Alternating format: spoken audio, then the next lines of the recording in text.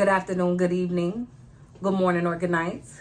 You have now been tapped in with the Dean again. This your girl Chick, aka Gypsy's daughter, aka the beautiful underdog. What's good? Week 8. Poetic snaps for the consistency and the prosperity and the abundance that's coming on week 8. I feel it. Do you feel it? Can you feel it? I feel it. I feel something, honey. I feel it. Week 8, hello.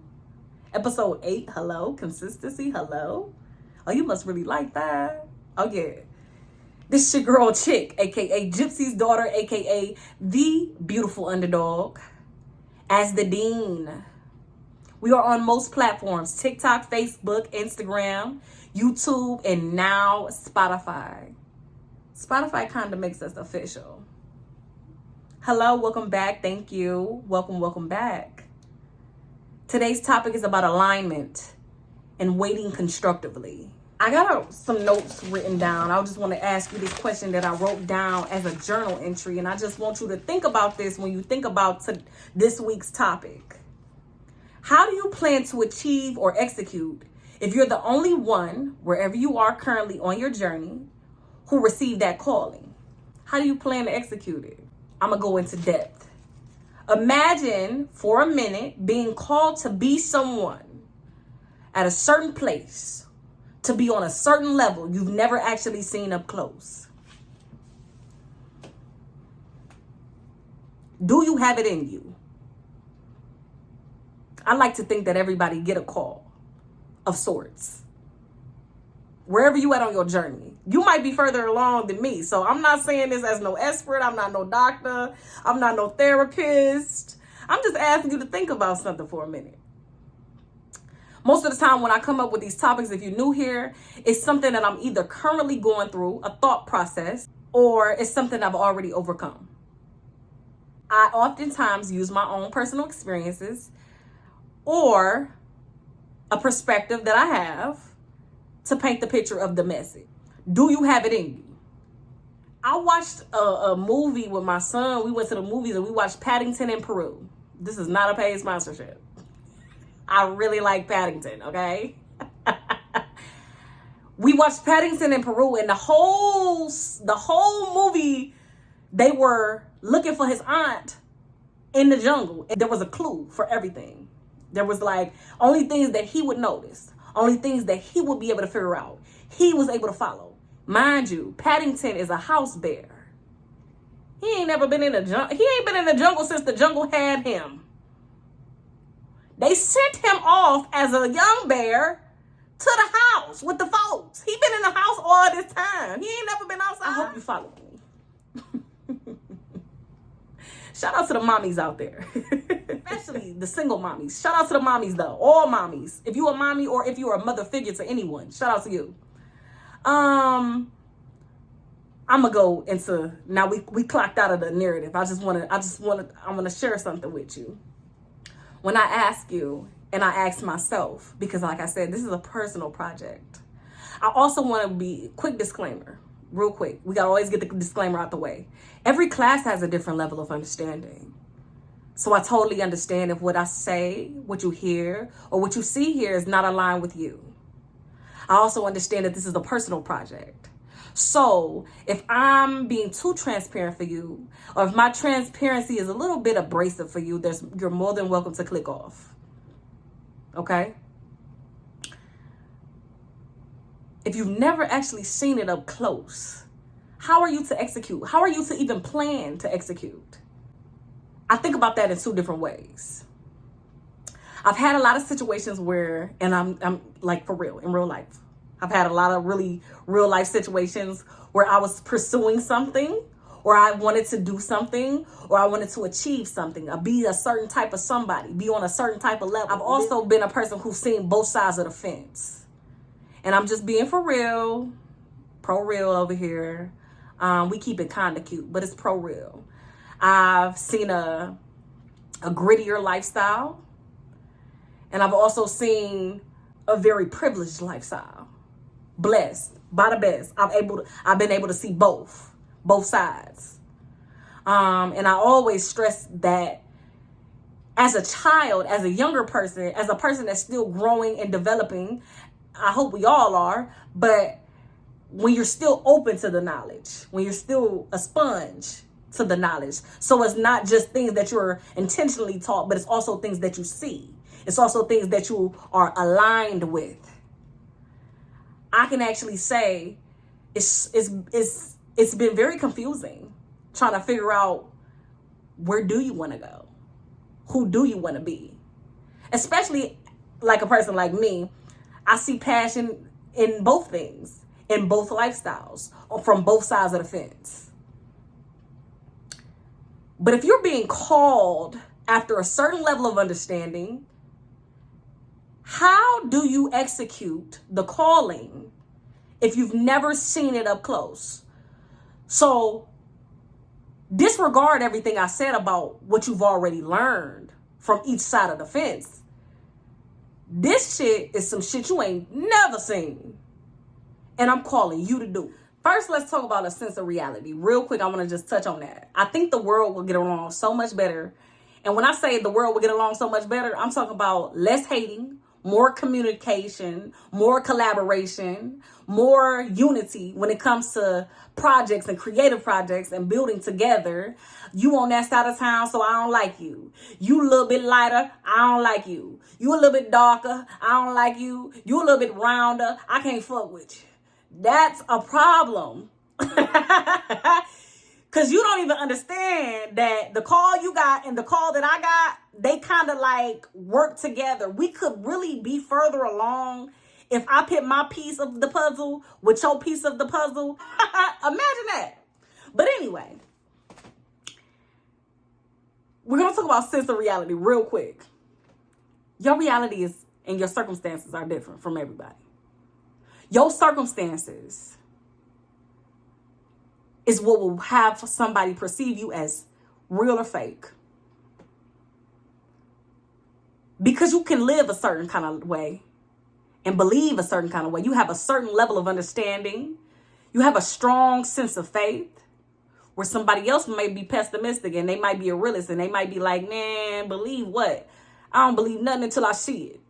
If they got the call and it was about a calling with direction or a certain type of change that needed to happen, that means that person wouldn't make a move. Do you have it in you to leave that person behind and say, man, I'll see you at the top soon? You don't have to be disrespectful or disruptive to tell a person, I have to see you later. Because I'm being called to be here. I'm being called to be this person. I'm being called to make this change so that shit can shake for me. Knowing when to move. Blockages being set in place because you already know that the circumstances is different. So you think I'm going to let you win? You think you going to look me in my eyes and tell me you received a call and I didn't get my call yet? Or I got my call a long time ago and I still decided to do what the hell I wanted to do. Because life is short and you only live once. At least that's what they told us. I can't let you get up there and get up through there. And I can't let you get to the finish line before me because you're in the public's eye. I have to control the narrative on you because I can't let people think that you're better than me or better than I perceive myself. Because you have confidence.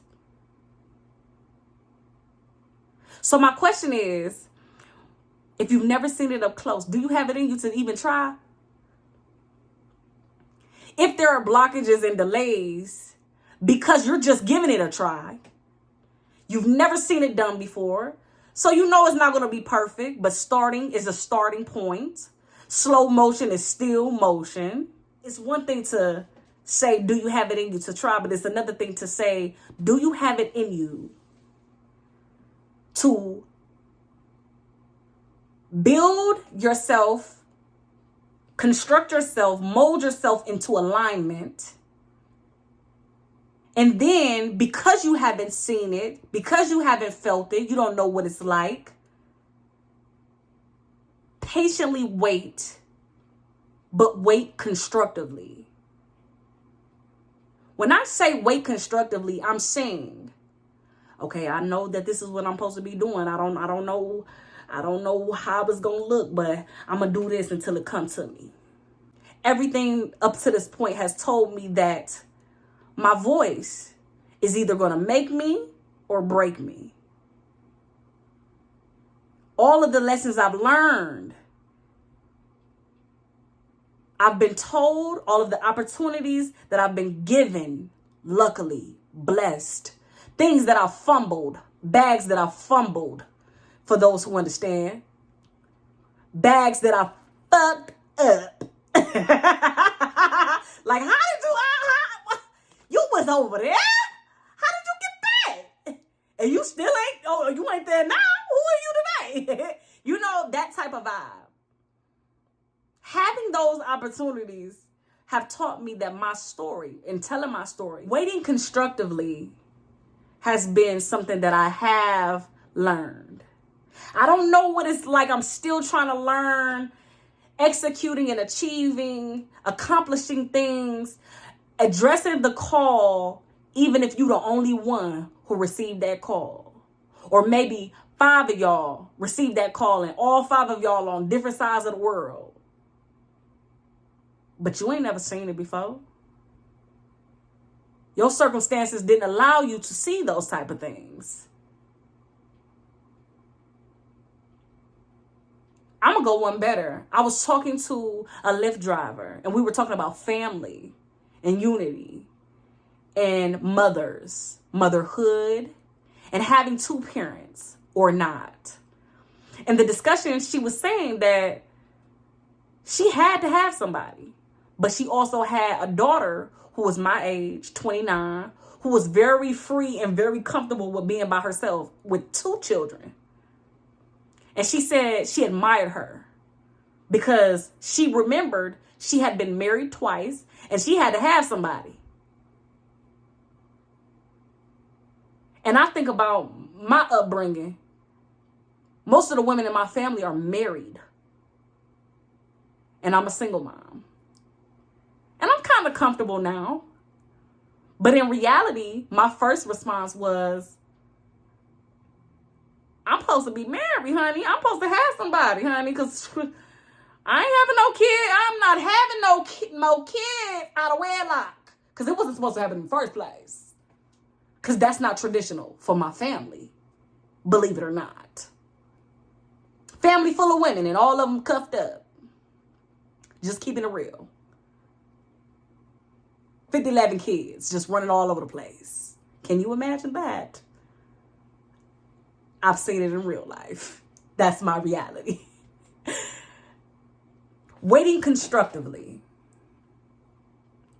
I'm not making this topic long this week. It's actually a series of thoughts that I just wanted to throw at you that I want you to think about.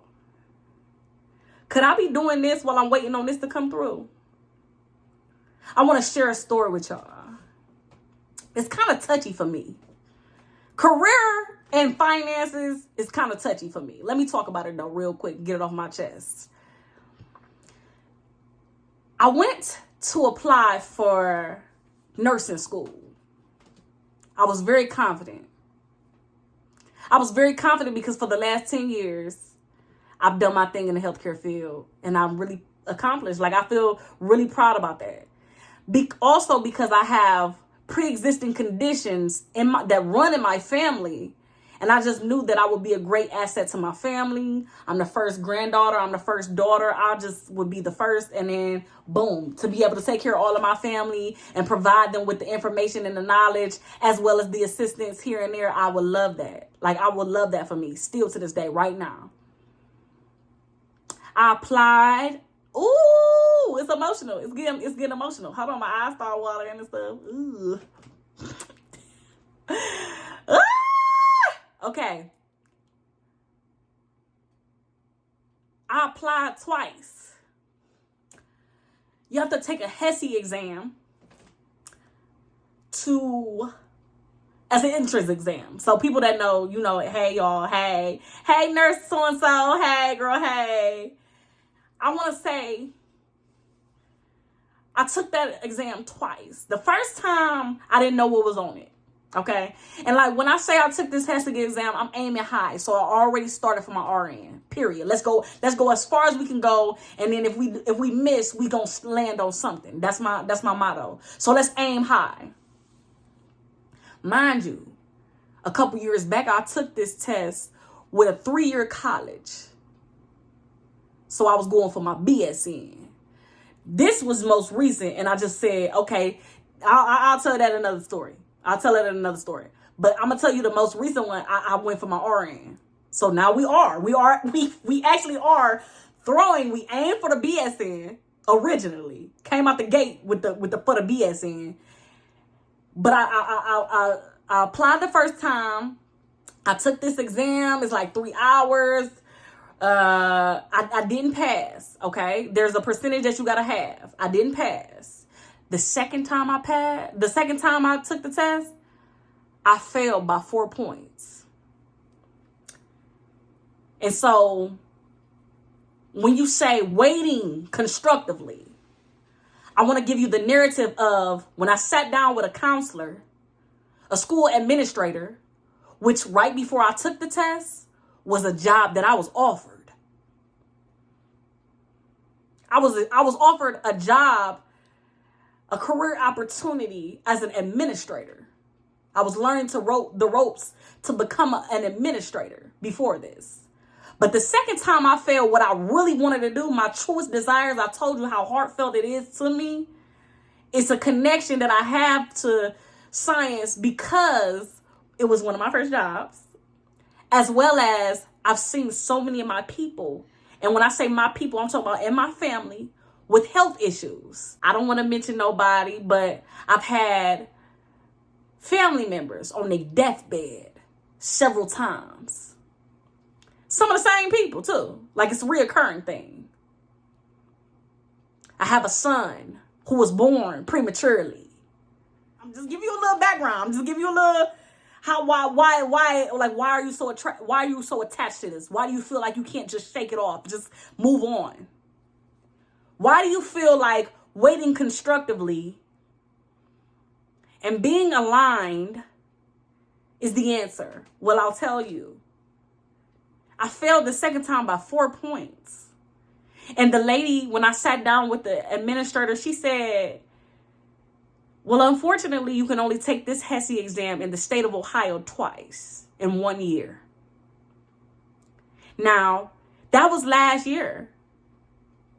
So I've had 1 year in between because I was teetering and tottering like, do I need to just shake this off, man? Do I need to just move on?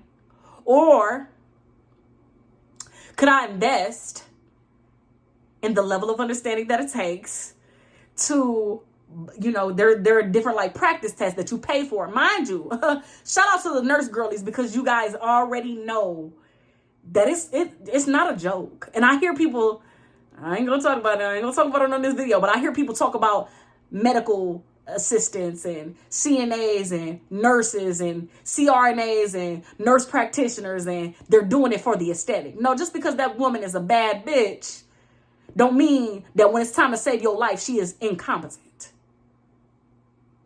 Because I think, and I like to think, when it's time to save a life, you don't give a damn what your nurse, your doctor, your nurse assistant, or whoever look like when it's time to break them ribs and do a cold blue. You ain't gonna give a damn what they look like. Tattoos, long hair, short hair, bald head, bald patches. You ain't gonna give a damn. Pretty, ugly, flamboyant, flimsy. You ain't gonna give a damn. But it takes work to get in. It takes sacrifice. And I like to think that waiting constructively all this time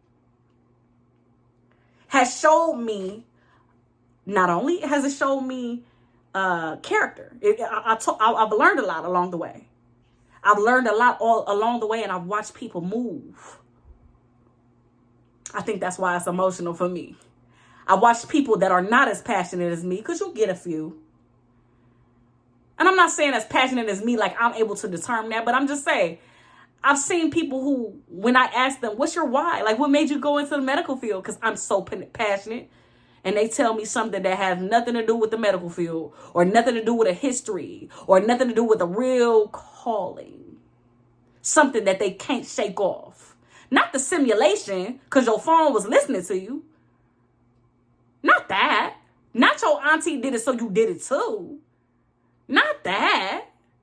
I'm talking about the calling that you having dreams about medical terminology. I'm talking about that.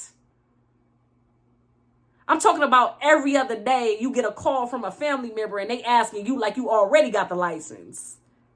Because holistic health is very much still valid, honey. Don't sleep on it. Medicine men and medicine women were out before the commercial health, so don't sleep on it. People of color, nah, I ain't gonna go there. They ain't ready for that. That's a different level of understanding. Waiting constructively. It has showed me other opportunities that are similar to what I'm looking for, but not quite what I can't shake. Not quite what the calling is. And I said it. Nobody in my family right now is a nurse, a doctor. None of them have any type of medical background, let alone 10 years. Waiting constructively. I'm working on things that will catapult me into alignment. Waiting constructively. I don't have an answer for how to plan or how to execute for something that you've never seen before. That's the part that's depressive. That's the part that kind of got you sad. That's the part that kind of make you feel like, should I even be doing this? Yeah. I failed that test by 4 points. Do you know what that means to me? That means that if I would have waited a week longer, or maybe even a month, that I could have been in that program and I could have been graduating this year. Actually. Because I told you, since then, it's only been 1 year in between. You see what I'm saying? 4 points. 4 points. You got the knowledge. You got the understanding. You know the terminology. You're having dreams about it. It's living in you. It's a part of you. It has become you. Should you still be doing this? Hell yeah. If you ain't gonna take action now, you should be waiting constructively. And what I mean when I say that is the things that will catapult you, doing things that will catapult you into alignment. Every way I move like the person I want to become. People with different circumstances will tell you that what you're thinking is going to happen, what you believe is going to happen, the calling that you had is not real. People's level of understanding is different according to each class.